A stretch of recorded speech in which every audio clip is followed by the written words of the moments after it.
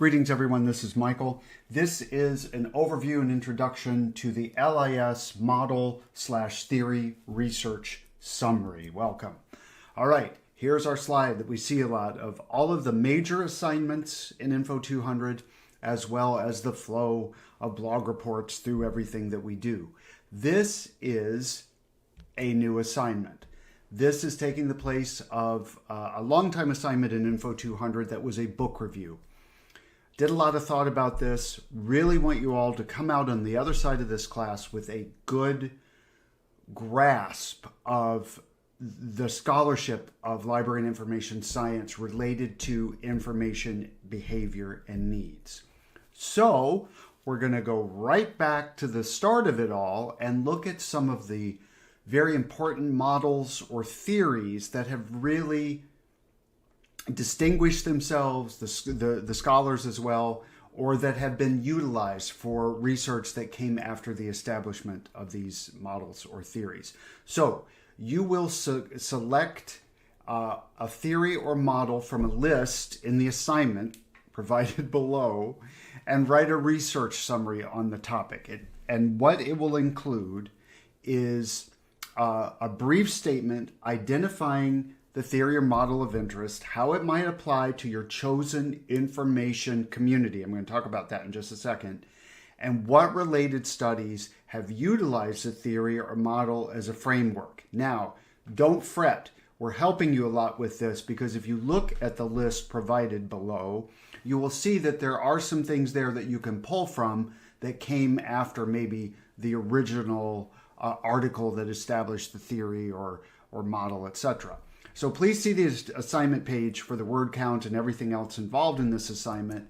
But let's talk a little bit about choosing your theory. Let's say you have chosen, well, let me say this about that. Here are some of the big ones. Here are some of the big names. I will cover these in a lecture you will see soon from the information search process from Kuhlthau, berry picking, serious leisure, LIS or everyday life information seeking, and many more. So these are some of the big ones. There are some other ones as well that you're going to encounter in class.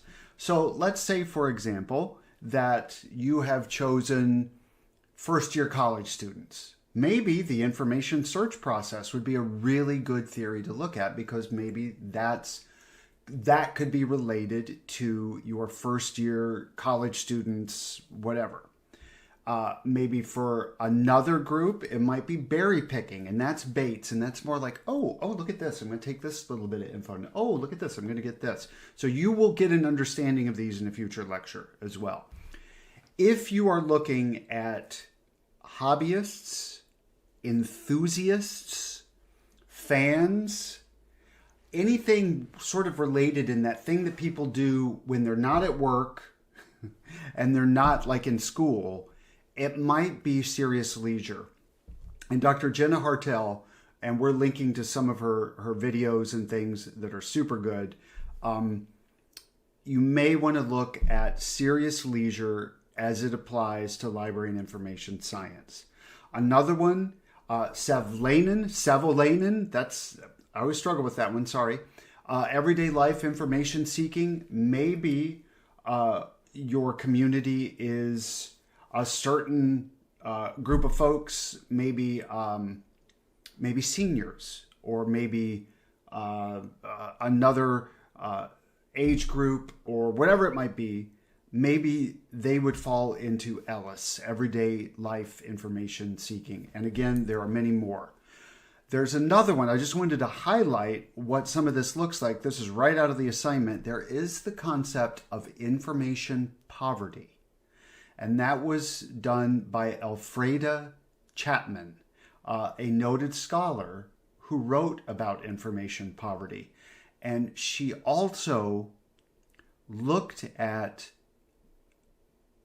the information needs of women prisoners in prison. Fascinating stuff. And again, information poverty. So here you see maybe an article like that second one that might be really useful. Oh, that might have established her explorations of information poverty as a concept or a model.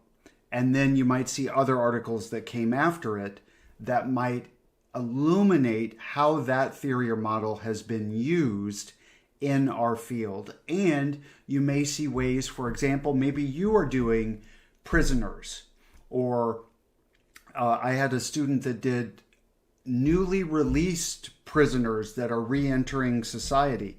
That might even fit a bit too, depending on the circumstance. So there's just another example for you. So here's a real like nitty-gritty thing.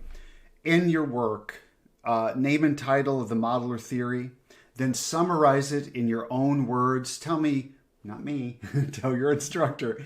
And if you're in my section, tell me who developed the theory, what questions might have led to the development of the model or theory.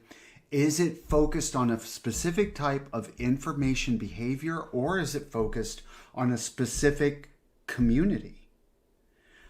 Describe how the model might prove a good lens to look at your chosen community, and then list the other scholars who have used the model or theory as a framework in their research. And I just gave you an example of that.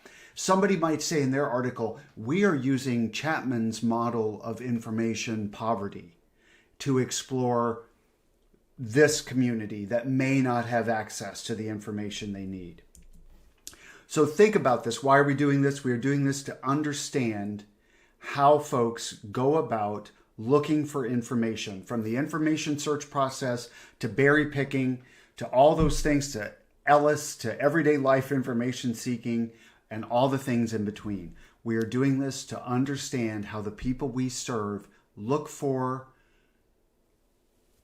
grab, whatever, find information to meet their information needs.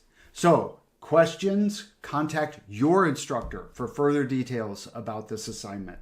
Thank you, everybody. I wish you the very best.